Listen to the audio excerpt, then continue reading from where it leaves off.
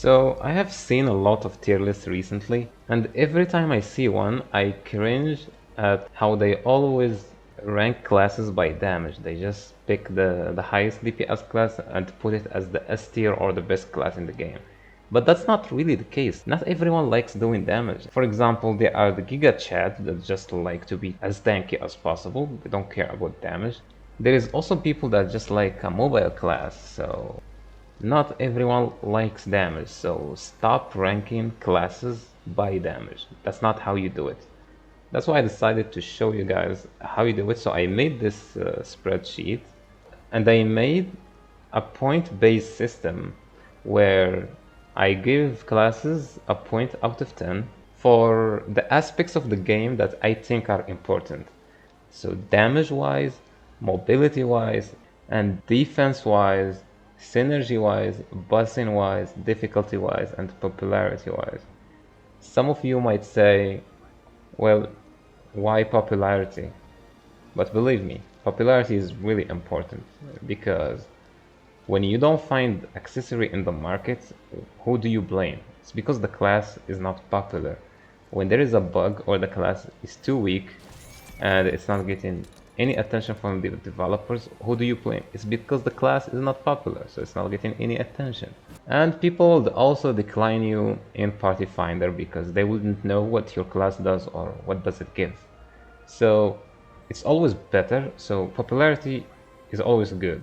It's not bad. So now we will talk briefly about the highest score in each category. So in damage, we have the highest score for sorcerers, of course.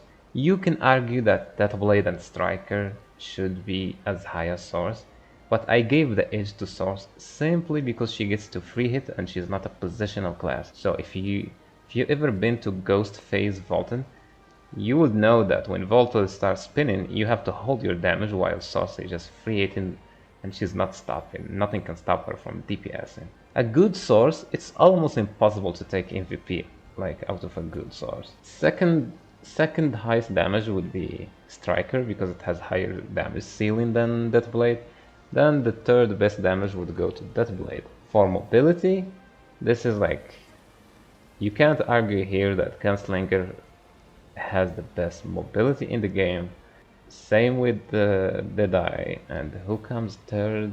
We don't have a third place. It's shared between Sharpshooter, Shadowhunter, and Deathblade. So there you have it for mobility. By the way, if you question why I put Sharpshooter so high, it's because invisibility is considered a mobility, in case you didn't know. For defense, it's not just the base defense stats, but it's also push immunities and stuff like that. Because if you notice, even though Deathblade has less defensive stats than War Dancer and Striker, she still come up really close just because she has good push immunities. So I would give points for the class for base defense and the paralyze immunity, push immunity, and stuff like that. So we have Gunlancer obviously as the highest. We have Artilleryst sharing second place with Destroyer. And in third place we would have Glaivier and Shadowhunter. For party synergy, Gunlancer takes the lead again because it gives the best party synergy. 12% defense reduction on top of a shield that he can give, and not to mention the 9% for back attackers. Gunlancer so far is the best party synergy in the game. Second place goes to Artillerist because of the 12% defense reduction and the 20% stagger party synergy. Same with Destroyer, they have the same thing. And in third place would be Deathblade, Gunslinger for the permacrit synergy, and Deathblade for the attack speed and the back attack. Now buzzing. Some of you might say that buzzing is not really important. For me, I think it's an important aspect of the game. I rank them by who I think is the best to buzz on. Gunlancer again takes the lead with 10, simply because he can solo stagger. So for example, if we're talking about Vicus Gate 1, you don't need 2 people or 3 people. Gunlancer will solo stagger his phase. He also has ridiculous push immunity. So if we're talking Volton, he would never fall off a platform. So he cannot embarrass himself, and he cannot accidentally die because he's tanky as hell. The only issue with Canlancer is that the lack of damage would make the boss take longer, but it would be safer. In second place, there is Shadowhunter and Artilleryst. Shadowhunter simply because she can heal in raid with like transforming into demon form, and the fact that she has Parama stagger immunity during demon form, that's crazy. And she is so mobile as well. And the damage is not bad, so she can handle the damage, she can last in the raid, therefore like a deserving 9. Same goes for Artilleryst. He has all the stuff that we mentioned. He has great push immunity. Wheelchair is so broken. He deserves second place. Then in third place we have so many people. Yeah, I'm not gonna talk about all the other classes. In difficulty, so I give the most points to the easiest classes because difficulty is not a good thing. If your class is difficult, you did not pick it just because it's difficult. You picked the class because you liked it, and it just happened to be difficult and you have to deal with it. So the only time I would see people wanting a difficult class is just to show off that they are playing a difficult class. Otherwise, playing the easy classes is always the best and better. And most people would look for tier lists for their ult, so they wouldn't want to invest time on an ult. Therefore, first place goes to Shadowhunter and Machinist. I'm sorry, but I think these two classes are the easiest in the game. They are so forgiving, they are really easy to play, it's just spam skills.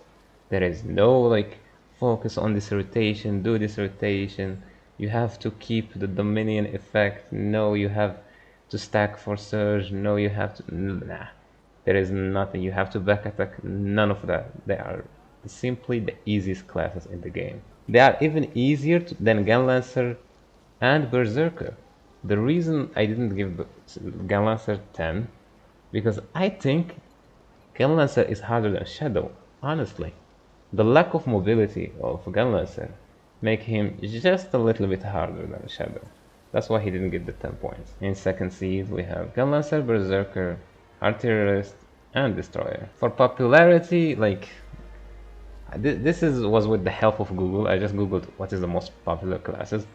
So Deathblade and Sorcerer are the most famous classes, so I give them 10 points. Gunslinger and Gunlancer are the second most famous classes, and Berserker and Shadowhunter are the third famous classes. So if I try to rank these into a tier list system, it would look like this. So this is what it would look like if we rank them in from S to D, and Gunlancer would be the ultimate S tier. After it there will come, then after it would be Artilleryst with second place, Shadowhunter with third place, Blade in fourth place. And I don't play all of these classes, I only did my research to give them the points. For example, Arcanist, I have no idea what to give her in damage since it's coin flip, it's based on RNG, so I just decided to give it 7 and hope for the best. And if you ask me why Bard and Pala are not in the list, it's simple. If I had to give like Pala and the Bard points, it would be something like this: 0, 0 here, 0 there, 0, 0, 0, 0, 0, 0, 0, 0, 0, and in the total point it would be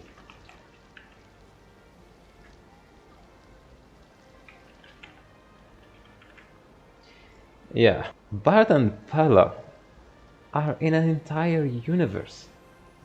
You think these peasants can compare to the almighty Bard and Pala? Hell no. Support, like, it will be disrespectful to compare supports to these peasants. Look at them. They are fighting for 2-digit numbers. Bard and Pala are over the 4 digits. Like, they are over 4 digits.